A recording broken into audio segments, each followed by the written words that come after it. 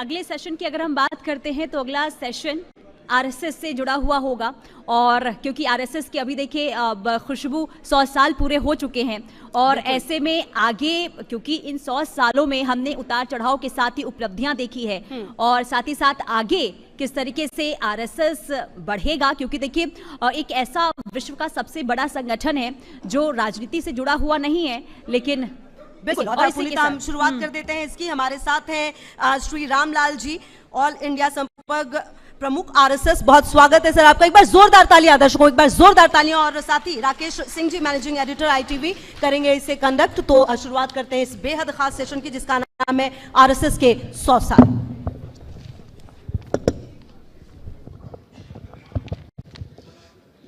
धन्यवाद खुशबू। जिस तरह से सुबह से ही लगातार देश का सबसे बड़ा मंच पर लगातार सभी पार्टियों से जुड़े हुए तमाम हस्ती लगातार आ रहे हैं, अपनी बातों को रख रहे हैं। इस सेशन में हमारे साथ खास व्यक्ति हैं, खास इसलिए क्योंकि एक ऐसे संगठन से जुड़े हुए हैं जिनका काम राष्ट्र निर्माण है। जी हाँ, हम बात कर रहे हैं आरएसएस के अखिल भारतीय संपर्क प्रमुख रामलाल जी का। रामलाल जी किसी जो है पहचान के मोहताज नहीं है। तो रामलाल जी, आरएसएस की 100 वर्ष की यात्रा को आप कैसे देखते हैं?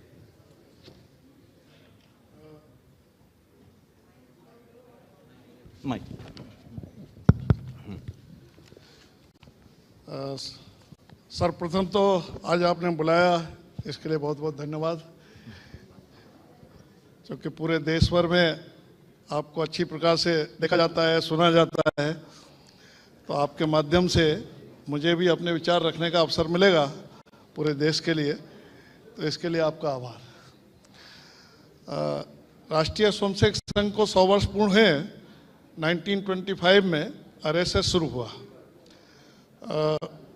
मैं 2-3 प्रसंग केवल उसको बताता हूँ। अभी संघ बहुत बड़ा हो गया, लेह लद्दाख से अंडमान निकोबार तक और अरुणाचल से लेकर कच्छ तक, छोटे बच्चे से लेकर बड़े तक। यहाँ कोई जाति, प्रांत, भाषा, जेंडर, इसका कोई भेद नहीं है। सब लोग मिलकर एक साथ देश के लिए काम करते हैं। अब ये इतना बड़ा संगठन हो गया तो कभी कभी लोगों को लगता है कि इतना बड़ा संगठन एक ही दिन में हो गया। वास्तव में संघ की यात्रा उपहास से शुरू हुई। लोगों ने मजाक बनाया प्रारंभ में, फिर उपेक्षा से शुरू हुई, फिर बहुत तरह से विरोध हुआ। अकेला संघ है जिस पर 3 बार बैन लगा। 48 में झूठा आरोप लगा कर बैन लगा, इमरजेंसी पर बैन लगा, फिर 92 में बैन लगा। अब धीरे धीरे हमारी ये उपहास, उपेक्षा, विरोध की चलती यात्रा अब समर्थन और सहयोग की यात्रा में बढ़ गई है। तो ये हमारे लिए बहुत आनंद की बात है। मैं यहाँ 2-3 छोटे प्रसंग आपको बताता हूँ। डॉक्टर एडगर जो संघ के संस्थापक थे, उनका सबसे बड़ा उपलब्धि ये कह सकते हैं, प्रचलित अर्थों में जिसको हिंदू समाज में बोलते हैं, हिंदू समाज में विश्वास ही नहीं था कि हम एकजुट हो सकते हैं। उन्होंने 15 साल संघ शुरू होने के बाद 1940 में जब उनकी मृत्यु हुई, तब तक ये विश्वास पैदा किया कि हिंदू समाज भी एकजुट हो सकता है। उनके मित्र और विरोधियों में भी ये विश्वास हुआ कि नहीं, ये संभव है। यानी उस समय की परिस्थिति ऐसी थी, 4 हिंदू भी एक तरफ मुंह करके तब चलते थे जब 5वां उनके कंधे पर होता था, क्रिमेशन के लिए जा रहे हैं। उस परिस्थिति में आरएसएस शुरू करना, तो आप समझ सकते हैं कितनी विपरीत परिस्थिति थी। इसलिए उपहास, उपेक्षा हुई। धीरे धीरे संघ बढ़ता गया। राष्ट्रीय एकता के लिए अनेक प्रकार के कार्यक्रम संघ ने किए। आपातकाल में जिस ढंग से संघर्ष किया, 48 में भारत विभाजन के समय जिस ढंग से जो हिस्से भारत से अलग हो गए, वहाँ से हिंदुस्तान के लोगों को निकालने का सुरक्षित जो काम किया, जान पर खेल कर काम किया। देश में कहीं भी कोई आपत्ति आई, चाहे वो दैविक थी, चाहे किसी भी तरह की थी, उस विपत्ति के समय स्वयंसेवकों ने जिस ढंग से सेवा के काम किए, और अभी कोरोना में जिस ढंग से स्वयंसेवकों ने जान पर खेल कर 5 लाख स्वयंसेवकों ने सहायता की, उसके कारण समाज में संघ का एक विश्वास बढ़ गया जिसको एक शब्द कह सकते हैं, क्रेडिबिलिटी बढ़ गई। तो आज एक संघ क्रेडिबल ऑर्गेनाइजेशन है। वो बड़ा ऑर्गेनाइजेशन है, ये अलग बात है, लेकिन इसकी एक विश्वसनीयता है। मैं एक छोटा सा वाक्य बोलकर अपने आपके इस प्रश्न का उत्तर और पूरा करता हूं। जब 77 में आंध्र में भयंकर साइक्लोन आया, तूफान आया, तो वहाँ सोमसेगो ने जिस ढंग से काम किया, तो वहाँ सर्वोदय के एक नेता थे मिस्टर प्रभाकर राव, उन्होंने सोमसेगो के काम करने के ढंग को देखकर सड़ी गुली लाशों को उठा रहे हैं, जो काम कोई नहीं कर सकता वो काम वो कर रहे हैं, ना खाने को मांग रहे हैं, ना पीने को मांग रहे हैं, ना रहने को मांग रहे हैं, निस्वार्थ भाव से काम कर रहे हैं। उन्होंने कहा मैं राष्ट्रीय स्वयंसेवक संघ का नाम बदलना चाहता हूँ। RSS मीन्स नॉट राष्ट्रीय Swayamsevak Sangh, RSS means ready for selfless service. तो एक संघ की 100 वर्ष की एक ऐसी साधना की यात्रा है, त्याग तपस्या की यात्रा है, समर्पण की यात्रा है, अनेक प्रकार के बलिदान सोमसेगों ने दिए, वो यात्रा है। रामलाल जी, लेकिन 100 वर्ष की यात्रा में, स्वतंत्रता संग्राम में संघ के योगदान को लेकर प्रश्न उठते हैं, उस पर आप क्या कहना चाहेंगे? देखिए, राष्ट्रीय स्वयंसेवक संघ प्रारंभ से ही अपने नाम से कुछ नहीं करता। संघ के जो फाउंडर थे उन्होंने कहा कि संघ एक ही काम करेगा, अच्छे मनुष्यों का निर्माण, ऐसे नागरिकों का निर्माण जो देश और समाज के लिए अपना सब कुछ अर्पित कर सके, निस्वार्थ भाव से देश की सेवा कर सके, समाज की सेवा कर सके। संघ बढ़ाने और चलाने के लिए स्वयंसेवक नहीं बनाए हैं, देश को अच्छा बनाने के लिए और समाज में अच्छा करने के लिए स्वयंसेवक बने। तो संघ ने कहा कि ये बेसिक काम है जिसको हमें करना है। हाँ, स्वयंसेवक सब काम करेंगे, इसे कभी कभी किसी भी बात में संघ का नाम नहीं आता। आप कहेंगे कोरोना में संघ ने क्या किया, तो नाम ही नहीं मिलेगा आपको। मैंने बताया 5 लाख स्वयंसेवकों ने काम किया। राम जन्म के आंदोलन में संघ ने क्या किया, आपको नाम ही नहीं मिलेगा। वो समिति बनी नहीं, उसके अंतर्गत काम किया, स्वयंसेवकों ने उसको सहयोग किया। इमरजेंसी में समिति बनी, बाबू जयप्रकाश नारायण जी ने जेल जाने के बाद भी समिति बनाई, उसके अंतर्गत स्वयंसेवकों ने काम किया। इसी तरह से स्वतंत्रता आंदोलन में स्वयंसेवकों ने उस समय जो जो मंच चलते थे, क्रांतिकारियों का काम चलता था, स्वतंत्रता सेनानियों का काम चलता था, तिलक जी, गांधी जी, सावरकर, सुभाष बाबू सब स्वतंत्रता के लिए लड़ रहे थे। संघ तो बहुत छोटा था, तो संघ ने उनके साथ मिलकर काम किया। डॉक्टर एडगर स्वयं जेल गए 2-2 बार। महाराष्ट्र में एक चिमूर नाम का स्थान है, अष्टी चिमूर, आपको गूगल पर सर्च करेंगे तो मिल जाएगा। वहाँ एक बहुत बड़ा आंदोलन अंग्रेजों के खिलाफ हुआ, कई लोग शहीद हुए, अनेक लोग जेल में गए, 1-2 लोगों को फांसी की सजा हुई, आजीवन कारावास हुआ, उसमें ज्यादातर स्वयंसेवक थे। यहाँ राजेंद्र जी करके एक बहुत पुराने कार्यकर्ता थे जो बाद में मेयर भी रहे दिल्ली के, उनका घर अंडरग्राउंड अड्डा था 1942 के मूवमेंट में। अरुणा आसफ अली, और मैं एक नाम ले रहा हूं, और बहुत से कांग्रेस के बड़े नेता उनके घर रुकते थे। अब उन्होंने तो कभी प्रचार नहीं किया इसका। तो संघ ने क्योंकि अपने प्रचार में कभी भरोसा नहीं रखा, उन्हें लगा कि हम जो कुछ करते देश के भले के लिए करते, इसका प्रचार क्या करना। इसलिए कई बार ये भ्रम होता है संघ ने क्या किया। अब ये प्रश्न आ रहे हैं, आपने भी पूछा तो मैंने इतनी बातें बताई, धीरे धीरे लोगों को मालूम पड़ रहा है। लेकिन अब जिनको परसेप्शन बनाना है वो नेगेटिव परसेप्शन बनाने की कोशिश करते हैं। तो मैंने प्रारंभ में आपको बताया, डॉक्टर एडगर स्वयं जेल गए, अनेक स्वयंसेवक जेल गए। गोवा, उस स्वतंत्रता के बाद गोवा की मुक्ति, दादर नगर हवेली की मुक्ति पुर्तगालियों से, इसमें तो संघ के स्वयंसेवकों ने लीड रोल किया। तो स्वतंत्रता आंदोलन संघ की प्रतिज्ञा में था, भारत को स्वतंत्र कराने के लिए मैं राष्ट्रीय स्वयंसेवक संघ का घटक बनाऊं। जो रोज प्रतिज्ञा ले रहे वो स्वतंत्रता से तो अलग रह ही नहीं सकते थे। रामलाल जी, हिंदुत्व को लेकर आरएसएस के लिए हिंदुत्व का अर्थ क्या है? क्योंकि संघ पर आरोप है कि संघ भारत को हिंदू राष्ट्र बनाना चाहता है, क्या कहेंगे आप? प्राचीन काल से इस राष्ट्र को हमने, दुनिया हिंदू राष्ट्र कहती है। हिंदू राष्ट्र बनाना क्या है, हिंदू राष्ट्र तो है ही है। और हिंदू राष्ट्र का अर्थ ये नहीं है कि ये नहीं रह सकता, वो नहीं रह सकता। ये भी भ्रम पैदा किया गया। भारत में महाराज शिवाजी ने जो राज्य स्थापित किया उसको हिंदवी स्वराज्य कहा। उनकी सेना में अनेक मुस्लिम थे, अनेक और मुस्लिम के अलावा भी विदेशी मूल के लोग थे। वो राज्य ऐसा था जिसको आज हम राम राज्य की कल्पना कभी कभी कहते हैं। शिवाजी महाराज का राज्य वो राम राज्य की कल्पना था, गुड गवर्नेंस का मॉडल था और घोषित हिंदवी स्वराज्य। इसलिए हिंदू राष्ट्र को शासन से नहीं जोड़ना चाहिए, ये एक सांस्कृतिक सामाजिक शब्दावली है। शासन इसका कोई एक पूजा पद्धति, एक मत पंथ के अनुसार शासन चले, यह भारत में नहीं रहा। लेकिन यदि हिंदुत्व के विचार से शासन चलता है तो शिवाजी महाराज का हिंदवी साम्राज्य उसका सबसे अच्छा उदाहरण है। उसमें कोई किसी के प्रति कोई अन्याय अत्याचार का प्रश्न ही नहीं है। तो प्राचीन काल से हम नहीं, दुनिया के लोगों ने कहा सिंधु के पार जो रहते हैं वो हिंदू है, तो हिंदू तो राष्ट्रवाचक शब्द है। कुछ लोग उसको हिंदू धर्म भी कहते हैं, क्योंकि हिंदुत्व के जो भी मूल सूत्र निकले वो उन ऋषि मुनियों ने निकाला जिनको लोग हिंदू ऋषि मुनि कहते हैं, कुछ सनातनी कहते हैं, कुछ कहते हैं। तो ये सब शब्दावली जो है प्राचीन काल से चली आ रही शब्दावली है, उसको अलग से कुछ सोचने की आवश्यकता नहीं है। और इसमें हिंदू राष्ट्र की अवधारणा को यदि आप राजनीतिक स्वरूप भी देना चाहते हैं तो हिंदू राष्ट्र की अवधारणा में सभी सुरक्षित हैं, बाकी किसी अवधारणा में सुरक्षित हैं या नहीं मैं नहीं कह सकता। हिंदू राष्ट्र की अवधारणा में सभी सुरक्षित हैं। लेकिन रामलाल जी, आज़ादी मिलने के बाद 1947 से 2002 तक संघ को अपने कार्यालय में तिरंगा लगाने में इतना वक्त क्यों लग गया? क्योंकि इसको लेकर सीधे तौर पर सवाल खड़ा किया जाता है।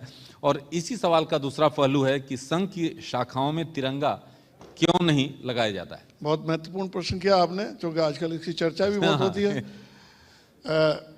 जो लोग चर्चा करते हैं मुझे नहीं मालूम वो जानबूझ के करते हैं अनजाने में करते हैं। उन्होंने संघ को देखा है, पढ़ा है, नहीं पढ़ा मुझे मालूम नहीं। आपने तो स्टडी करके ही प्रश्न निकाले हैं तो मुझे समझ में आ रहा है या जो कुछ परसेप्शन में चलते वो निकाले। देखिए, संघ प्रारंभ से ही डॉक्टर हेडगेवार संघ के संस्थापक थे। 1920 में कांग्रेस के अधिवेशन के वो एक तरह से व्यवस्थाओं के प्रमुख थे। उस समय प्रदेश समिति के सचिव थे। उस समय उन्होंने पूर्ण स्वराज्य की मांग रखी, जो बाद में कांग्रेस ने 10 वर्ष बाद पूर्ण स्वराज की मांग मानी है।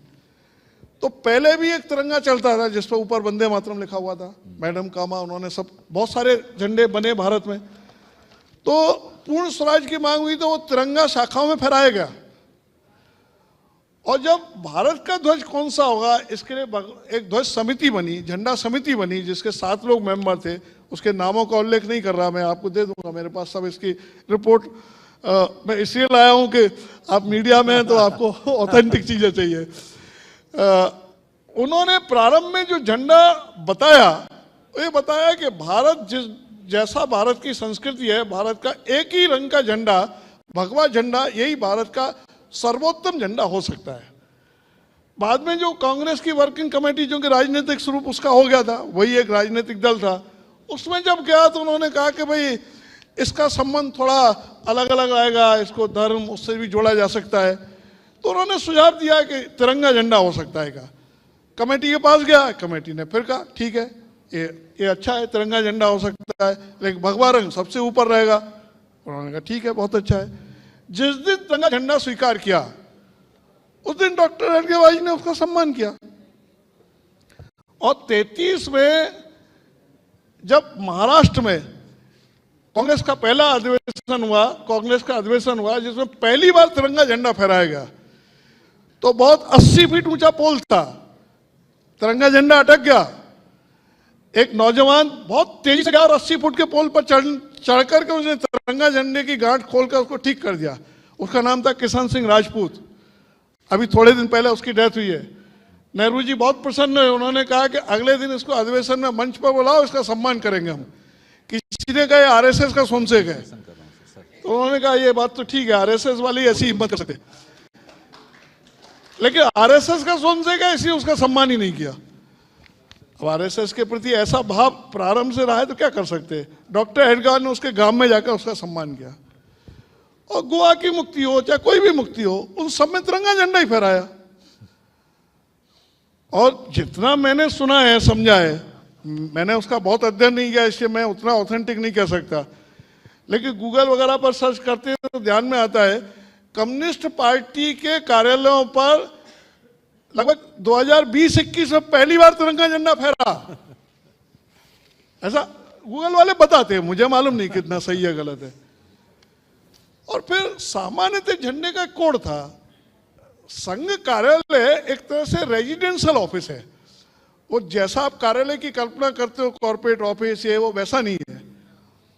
तो वहाँ पूर्णकालिकों का निवास रहता है, बाकी रहता है, तो कोड के हिसाब से चीजें करनी पड़ती है। इसलिए कोई बहुत ऐसा नहीं लगा कि झंडा फहराना चाहिए।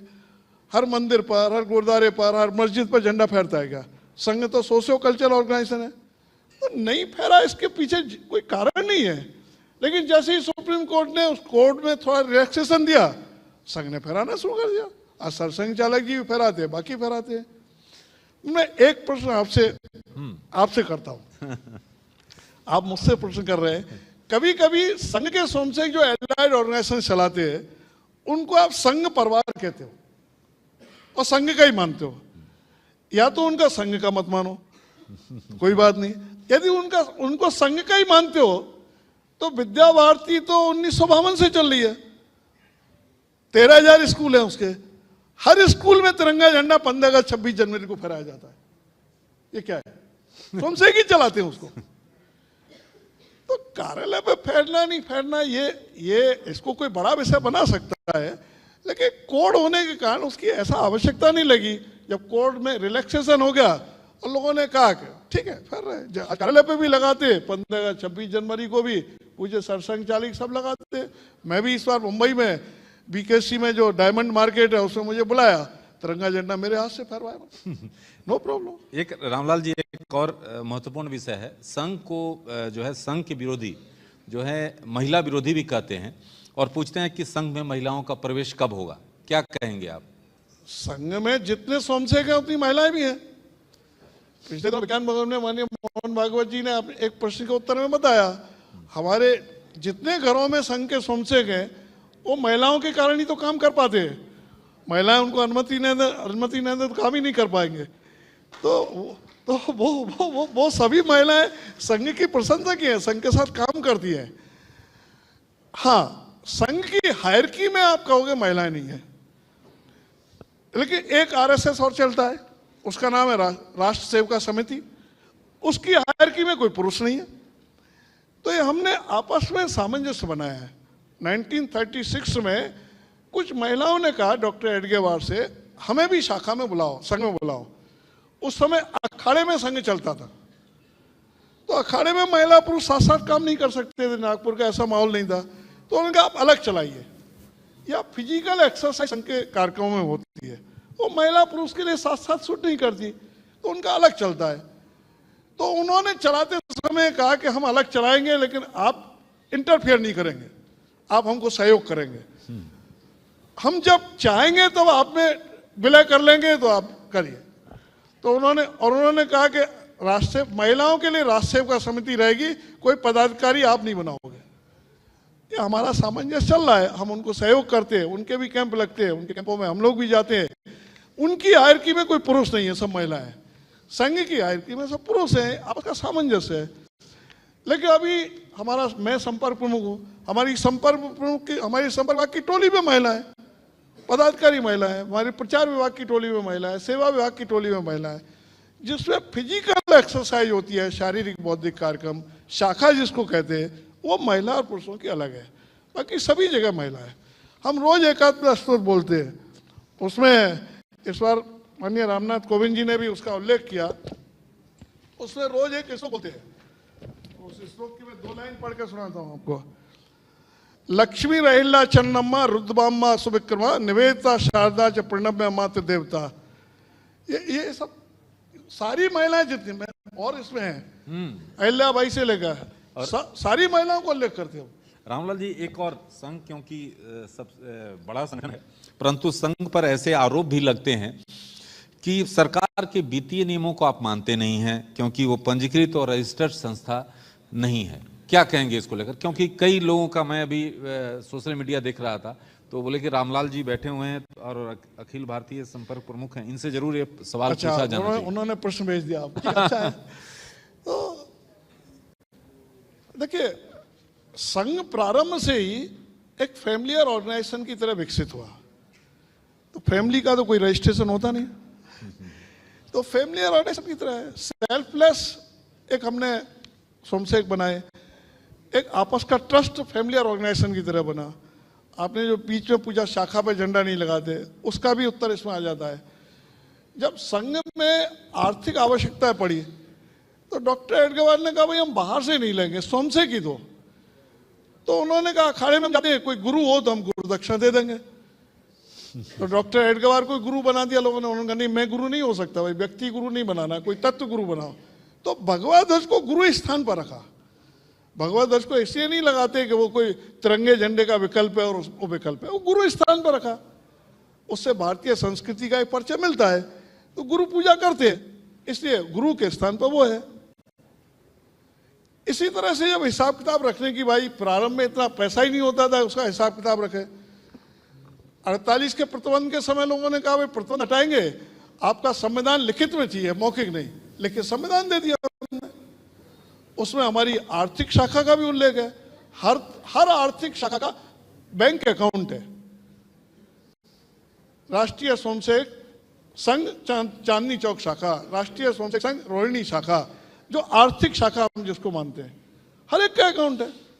संघ का सब काम जिसको आप नंबर 1 2 समझते हैं, या कुछ बिजनेसमैन बैठे होंगे तो मुझे मालूम नहीं क्या होता है, मैं तो कभी बिजनेस किया नहीं। संघ का सारा अकाउंट सब नंबर 1 में है, ऑडिट होता है।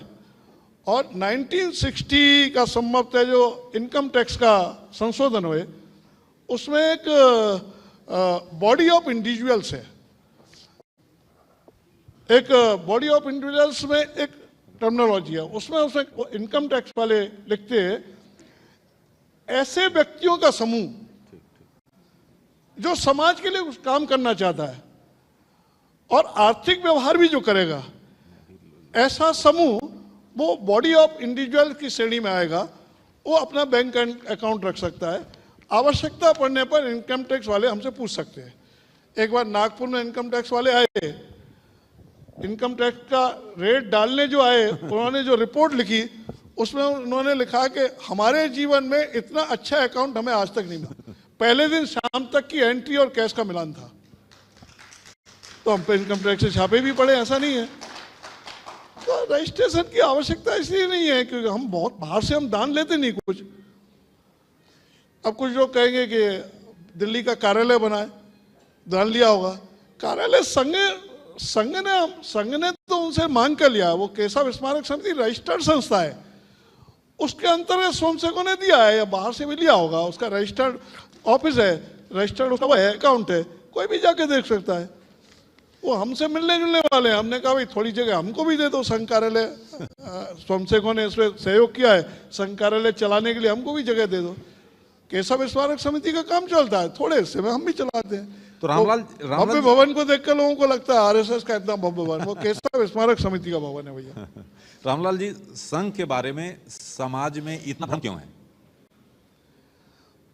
भ्रम होने के एक कारण यह है कि हम पॉजिटिविटी के साथ चलते रहे।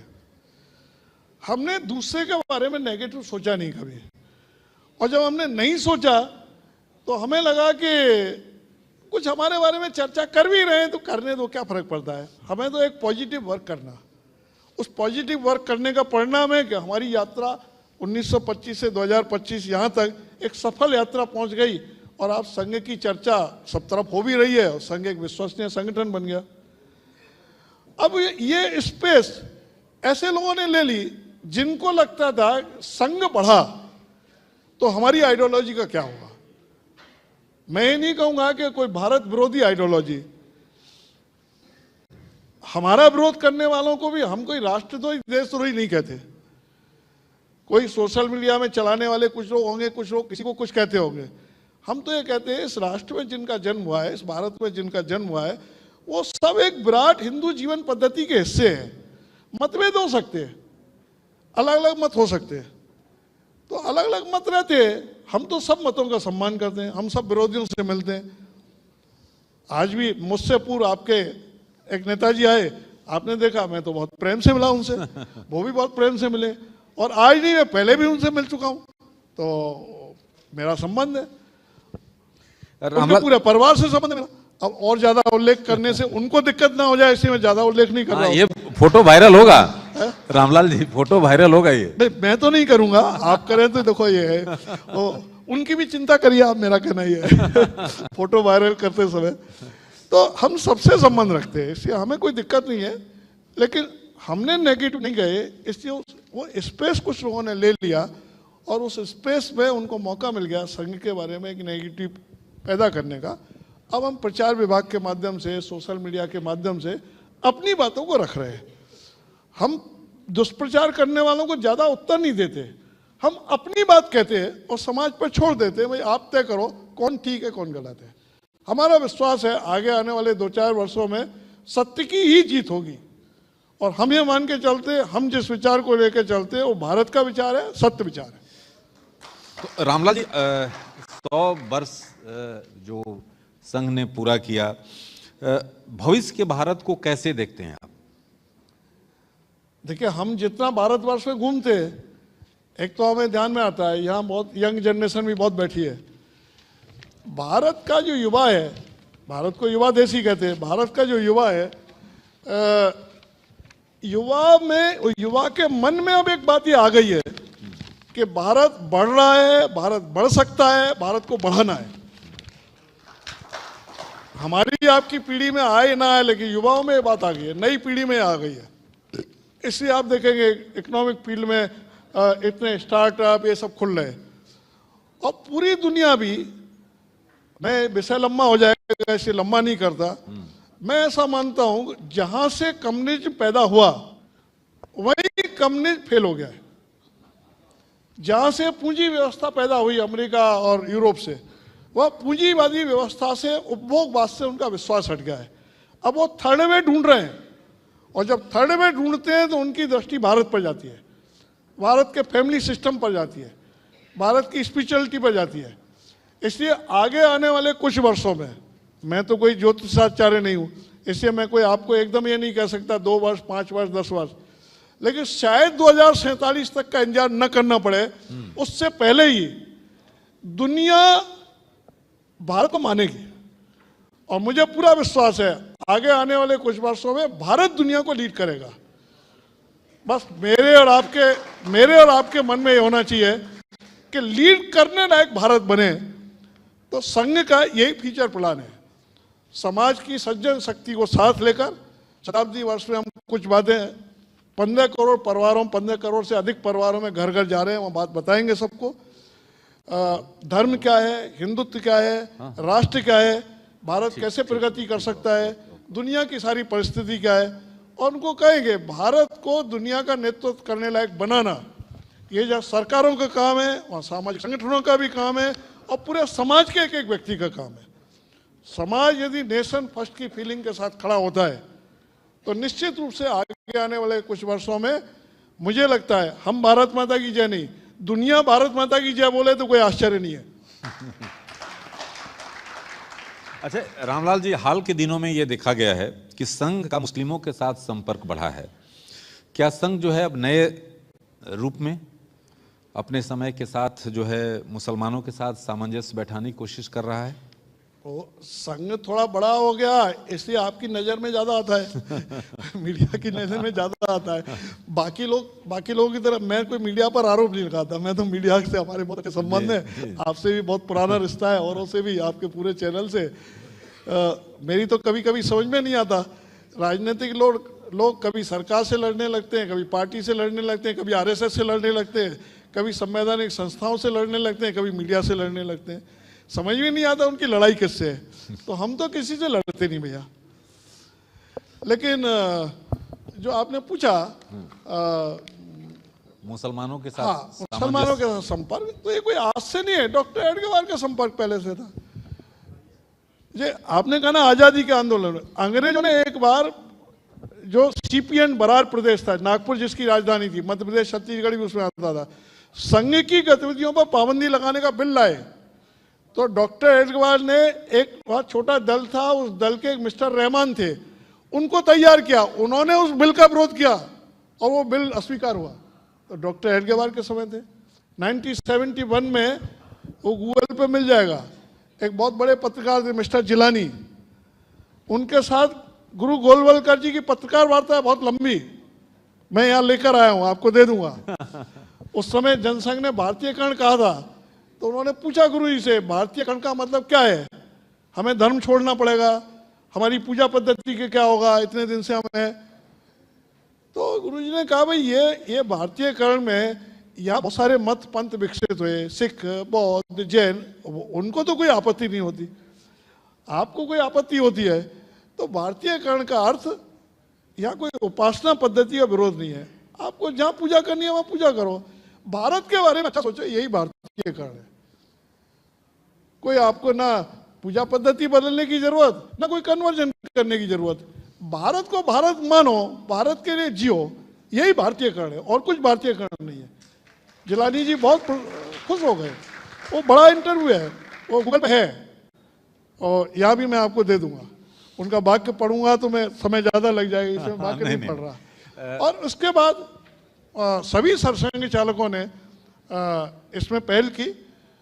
अभी माननीय मोहन भागवत जी से कुछ मुस्लिम विद्वान, कुछ धर्माचार्यों ने कहा, मैंने कहा संघ थोड़ा बड़ा हो गया, संघ की थोड़ी प्रसिद्धि आप सब ने मिलकर कर दी, तो इसके कारण उनको लगा कि संघ से हमें मिलना चाहिए। उनका पत्र गया, माननीय मोहन जी ने कहा आइए मिलने, संबंध बन गए, उनसे मिलजुल रहे, एक टीम बन गई, वो मिलजुल रही है। तो मेरे पास संपर्क विभाग है, इससे मैं भी जाता आता हूँ। सामान्य हमारे संबंध सबसे बहुत अच्छे, हम विरोधियों से भी मिलते हैं, नाम उल्लेख करूंगा तो उनको दिक्कत ना आ जाए, इसलिए मैं नाम उल्लेख नहीं कर रहा, मैंने पहले ही आपको बताया। देखो मैं आपको ये कह सकता हूँ बहुत विश्वासपूर्वक, कमरे के अंदर हम जितने विरोधियों से मिलते हैं वो 3 बातों की चर्चा पक्की करते, संघ के लोग देशभक्त थे, संघ के लोग समाज सेवी हैं, संघ के लोग अनुशासित हैं। मैंने कहा बाहर क्यों नहीं बोलते भाई साहब इसको, अरे आप भी जानते हो, ऐसा हंस के मुस्कुरा के टाल देते, अब क्या करें उनको, तो हम तो दुराग्रह नहीं कर सकते। मुस्लिम समाज में भी हम एक बात कह रहे हैं कि भाई देखो, एक समय था जब ये बात कही गई कि भारतवर्ष में हिंदू और मुस्लिम एक साथ नहीं रह सकते। इसी प्रसंग में मैं यहाँ आज उसकी चर्चा नहीं कर रहा, बंच ऑफ थॉट, गुरु गोलवलकर जी वगैरह की चर्चा होती है, उन्होंने उसी प्रसंग में कहा था, जो ये कहते हैं कि एक साथ नहीं रह सकते, वो भारत के बारे में ठीक नहीं सोच रहे। सावरकर जी और यही भी बात थे। और अभी भी जो पाकिस्तान के आर्मी जो अभी सब सर्वे सर्वा बने, वो कहते हैं हिंदू और मुसलमान एक साथ नहीं रह सकते। तो हिंदू मुस्लिम कर कौन रहा है, हम नहीं करें। अरे भाई राम मंदिर बाबरी ढांचा, उसका विषय खत्म हो गया, सुप्रीम कोर्ट ने खत्म कर दिया, अब आप नया बाबरी मस्जिद बनाएंगे। अब बनाओगे तो फिर समस्या होगी, मस्जिद बनाओ, बाबरी के नाम से आपको बनानी है, तो फिर पूरे देश भर में राम मंदिर बनाएंगे लोग, तो उसको क्या करोगे भाई, गांव गांव में। लोगों ने कहा हम गांव गांव में ये बनाएंगे। तो कौन हिंदू मुस्लिम कर रहा है, आरोप हम पर लगता है।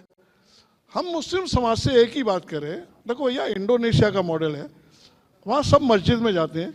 भारत में पूजा पद्धति को, वर्शिप को लेकर कोई विवाद नहीं है कभी, लेकिन भारतवर्ष में भारतीय बनकर सबको रहना। आपके हमारे पूर्वज एक ही थे।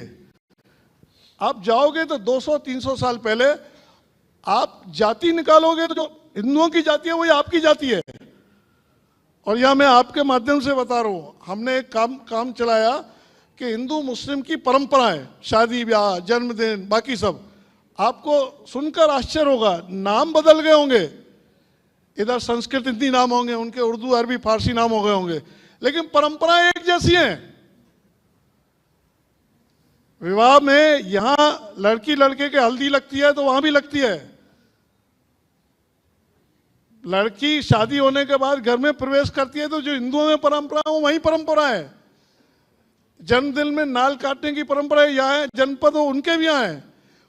परंपराएं समान है, पूर्वज समान है, संस्कृति एक है, राष्ट्र एक है।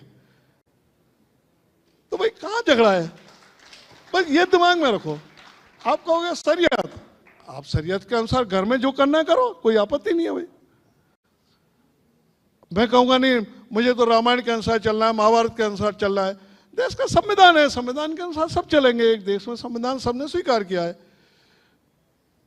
तो ये बात समझ में आ रही है। मुझे लगता है जैसे जैसे ये बात समझ में आ जाएगी वैसे वैसे भारतवर्ष में से हिंदू मुस्लिम झगड़े समाप्त हो जाएंगे। और हमने कहा है कि देखो देश को बड़ा करना है तो सबको मिलकर ही बड़ा करना पड़ेगा। उस बड़े करने में आप और हम अलग अलग नहीं हैं। ये बात समझ में आ रही है। समय लगेगा थोड़ा, हमको लगता है कि इसके परिणाम अच्छे आएंगे। रामलाल जी, जिस तरह से बाबरी मस्जिद का जिक्र किया, पश्चिम बंगाल में पहले टीएमसी के विधायक थे, उनको निलंबित किया गया। वे इस बात पर अड़े हुए हैं कि हम बाबरी मस्जिद का उन्होंने नींव रख भी दी है। उन्होंने जिस तरह से चंदे पैसे आए, क्या आपको लगता है कि पश्चिम बंगाल की जो सरकार है, क्या पश्चिम बंगाल की सरकार, वो आरोप आप पर लगता है, लेकिन जिस तरह से एक धर्म विशेष को जो वहाँ पर बढ़ावा दिया जा रहा है उसको लेकर क्या कहेंगे? देखिए, ये तो मैंने प्रारंभ में ही आपको कहा कि राजनीतिक लोग अलग अलग तरह से कुछ बोलते हैं और संघ को भी जाने अनजाने वो कई प्रकार से टारगेट करते हैं। हम बहुत उत्तर नहीं देते उनका, बीच बीच में उत्तर देना है तो दे देते हैं। क्या है, भारतवर्ष में आज़ादी के पश्चात ऐसा हो गया, मैं किसी मत पंथ धर्म उस पर आक्षेप नहीं कर रहा, लेकिन ऐसा हो गया कि मुस्लिम समाज में राजनीतिक चेतना ज़्यादा इतनी आ गई, उन्होंने एकजुट होकर वोट करना शुरू किया। अब उनकी एक मुश्त वोट जिन दलों को भी मिलती थी, स्वाभाविक है उन दलों ने उनकी बात कहना शुरू किया। अब जिनको नहीं मिलती थी उन्हें भी जीतना है, तो जीतना है तो वो क्या करेंगे, तो जिनकी वोट मिल सकती है उन्होंने उनकी बात करना शुरू कर दी। तो इसको, ये जो राजनीतिक ध्रुवीकरण होता है, राजनीतिक ध्रुवीकरण का संबंध वोट पॉलिटिक्स से ज़्यादा होता है। अब उनको मालूम है बंगाल में, क्योंकि मैं राजनीतिक टिप्पणी किसी पर नहीं करना चाहता, कि बहुत बाबरी मस्जिद एक चला तो चुनाव में जीतना ही मुश्किल हो जाएगा। आज भी वहाँ 70% तो हिंदू ही है, तो क्या होगा, इसलिए उनको निर्णय लेना पड़ा। अब वो न गले से निकल रही है, न गले में अटक रही है, न निकल रही है, गले में फांस उनके पड़ गई है। क्या होगा देखेंगे। हम तो कोई राजनीतिक दृष्टि से बहुत टिप्पणी करते नहीं, राजनीतिक दृष्टि से भी साथ देना लेना हम विचार के आधार पर करते हैं। किसी पार्टी को ऊपर नीचे करने के लिए संघ नहीं चल रहा, संघ तो इस राष्ट्र को ऊपर करने के लिए चल रहा है, और जो इस राष्ट्र को ऊपर करने की दिशा में हमको अच्छा लगता है हम उसके साथ देते हैं, जो हमको साथ मांगता है उसके साथ हम जाते हैं, और ये देखते हैं कि वो राष्ट्र को ऊपर करने की दिशा में हमारी कसौटी पर खरा है कि नहीं। हम चाहते हैं राम जन्मभूमि पर मंदिर निर्माण होना चाहिए, जो निर्माण करने के इच्छुक है हम उनके साथ देते हैं। जो मंदिर के नाम से ही जिनको दिक्कत होती है, अब उनके साथ हम कैसे जाएंगे। तो हम विचार के साथ हैं, किसी पार्टी पॉलिटिक्स के साथ नहीं। हम रामलाल जी, आपने कीमती समय निकाला और इतना समय दिया, इसके लिए इंडिया न्यूज़ ITV नेटवर्क आपके लिए आभारी है। और आपने विभाग सभी मुद्दों पर बातचीत की, जिस तरह से RSS को लेकर तमाम जो आरोप लगते रहे हैं, शंकाएं हैं, उसको भी आप विभाग तरीके से रखा। बहुत बहुत धन्यवाद। मैं 1 मिनट आपके और ले लेता हूँ केवल। मैं आपके इसका लाभ लेकर के थोड़ा अपनी 1 मिनट में बात कह देता हूँ। देखिए, मैंने बताया RSS को समझना है तो थोड़ा आकर ही समझा जा सकता है, तो मैं आपके माध्यम से सब दर्शकों को कहना चाहता हूँ, RSS पे आज परिचर्चा की है, तो RSS को समझना है तो मैं निमंत्रित करता हूँ, आप RSS में आइए, देखिए, आपको अच्छा लगे तो रहिए, नहीं अच्छा लगे तो कोई बात नहीं। और दूसरा हम ये कहते हैं, सभी को राष्ट्र प्रथम की भावना से देश और समाज के लिए सोचना, बोलना और करना, वो संघ के साथ मिलकर करना चाहते हैं तो हम आपको प्लेटफॉर्म देंगे, नहीं मिलकर करना चाहते हैं तो आप जरूर करिए, हम आपका साथ देंगे। और जैसे जैसे देश समाज के लिए आप अच्छा करने सोचेंगे, आपके और आपके परिवार के संस्कार भी अच्छे हो जाएंगे। इसलिए कुछ ना कुछ देश के लिए सोचिए, करिए जरूर। और जो कभी कभी लोग कहते हैं कि इनको करना, आउटसोर्स करने की आदत पड़ गई है, तो अंग्रेजी का एक फ्रेज है,